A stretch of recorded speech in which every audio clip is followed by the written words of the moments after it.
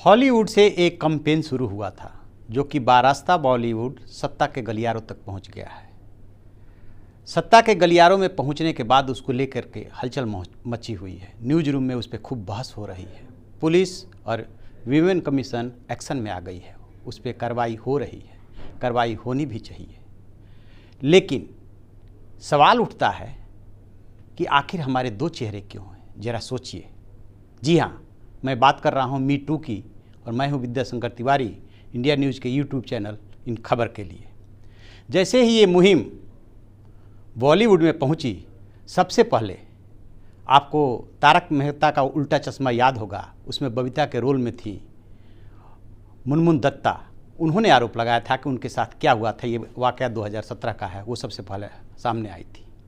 फिर फरहान अख्तर की मासी डेजी वो सामने आई, उन्होंने बताया कि उनके साथ 6 साल की उम्र में क्या हुआ।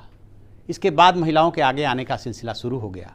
लेकिन इस मामले ने तूल तब पकड़ा जब तनुश्री दत्ता एक बार फिर सामने आई और उन्होंने बताया कि 10 साल पहले ओके प्लीज के सेट पे क्या हुआ था, नाना पाटेकर ने क्या किया था। इस बार खास बात यह रही कि 10 साल पहले भी उन्होंने शिकायत की थी सिंटा में, जो फिल्मकारों की संस्था है।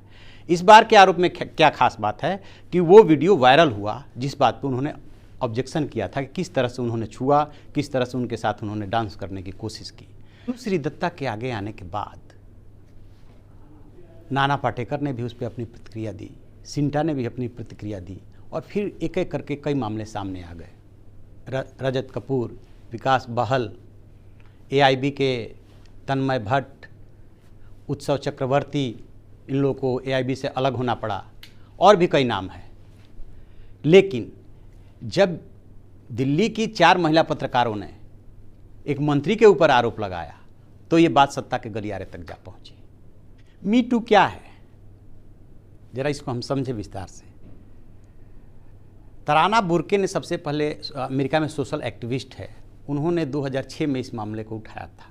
मी टू का जो उन्होंने पर्पज है वो ये है कि किसी भी महिला के साथ जीवन के किसी मोड़ में, किसी उम्र के पड़ाव पे कभी यौन शोषण हुआ हो और किसी वजह से उसको वो रिवील न कर पाई हो, तो वो सोशल फ्रंट पे आकर के, सोशल मीडिया पे आकर के उसको रिवील कर सकती है। और इसी मकसद से उन्होंने 2006 में इसको शुरू किया था।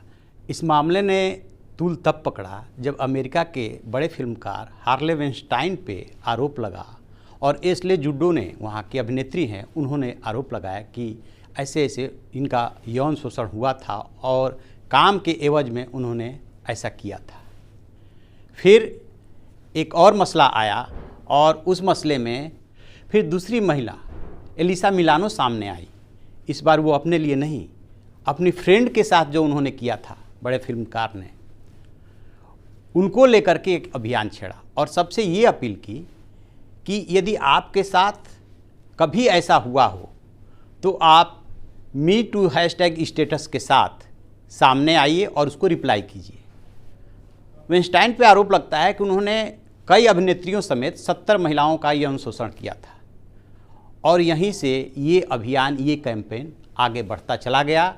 उसका बहुत ज़बरदस्त रिएक्शन आया। 70 महिलाएं में से काफ़ी महिलाएं सामने आई, और एक तरह से उनका करियर तबाह हो गया। अमेरिकी कानून के मुताबिक उनके खिलाफ कानूनी कार्रवाई हुई, उन्होंने कन्फेस किया। महिलाओं के शोषण और दमन की कहानी काफ़ी पुरानी है। उतनी ही पुरानी बात उनकी जुबान बंद रखने की आदत भी है। पहली बार ये पूरी दुनिया में हो रहा है कि महिलाओं ने साहस जुटाया है और उनके साथ जो कुछ भी घटित हुआ है आकर के कहने की सोशल फ्रंट पे सार्वजनिक रूप से हिम्मत जुटा रही है। भारत में जो ये दशक है, ये महिला विमर्श और महिला के अधिकारों के लिए जाना जाएगा। अभी हाल में सुप्रीम कोर्ट ने IPC की धारा 377 और 497 को लेकर के जो फैसले दिए हैं, उसके बाद भी महिला अधिकारों को लेकर के काफ़ी बहस हो रही है। उससे महिला अधिकारों को काफ़ी बल मिला है। स्त्री विमर्श होना चाहिए।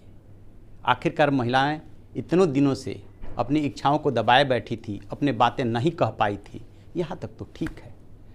लेकिन स्त्री विमर्श का जो चेहरा है, जो स्वरूप है, वो क्रूर नहीं होना चाहिए। ऐसी खबरों के लिए आप देखते रहिए हमारे चैनल इन खबर और उसे सब्सक्राइब कीजिए।